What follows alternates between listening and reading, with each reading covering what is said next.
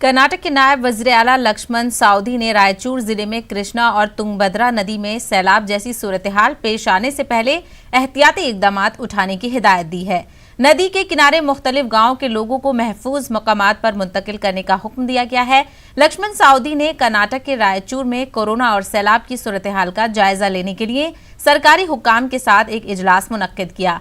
इस मौके पर उन्होंने कहा कि गुज़िश्ता साल सैलाब की वजह से रियासत के मुख्तलिफ अजला में लोगों को नुकसानात का सामना करना पड़ा था, लेकिन जारिहा साल रियासती हुकूमत लोगों की जानो माल की हिफाजत के लिए ठोस इकदामात कर रही है।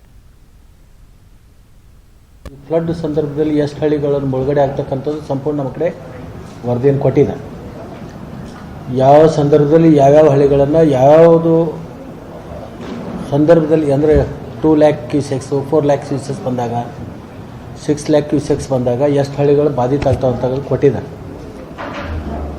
ಇದು ಕೃಷ್ಣಾ ನದಿ ಒಂದೇ ಅಂತಲ್ಲ, ಎಲ್ಲ ನದಿಗಳಲ್ಲಿನೂ ಕೂಡ ಅನೇಕ ನದಿಗಳು ಬಂದಂಥ ಸಂದರ್ಭದಲ್ಲಿ ಇದು ಸಮಸ್ಯೆ ಇದೆ. ಎಲ್ಲೆಲ್ಲಿ ಅದನ್ನು ಪುನರ್ವಸತಿ ಕೇಂದ್ರಗಳು ಮಾಡಲಿಕ್ಕೆ ಜಮೀನು ಎಲ್ಲೆಲ್ಲಿ ನಮಗೆ ಸಿಗುತ್ತೆ ಅಲ್ಲಿ ಜಮೀನುಗಳನ್ನು ವಶಪಡಿಸ್ಕೊಳ್ತಕ್ಕಂಥದ್ದು ಮೊದಲು ಆಗಬೇಕಾಗುತ್ತೆ. मुल्क में कोरोना के 64,399 नए मामलों की तस्दीक हुई है।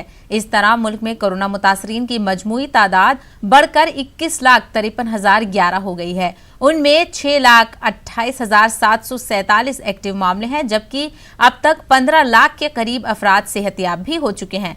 वजारत सेहत की जानिब से जारी करदा एदादो शुमार के मुताबिक पिछले 24 घंटों में 861 अफराद की मौत हुई है। मुल्क में अब तक 43,389 अफराद कोरोना से जाबहक हो चुके हैं। जहां तक कोरोना जांच का ताल्लुक है तो मुल्क भर में अब तक करीब 2.5 करोड़ टेस्ट किए जा चुके हैं। मरकजी और रियासती हुकूमतें कोशिशों में मसरूफ हैं, लेकिन हकीकत तो यही है कि कोरोना अब बेलगाम हो चुका है।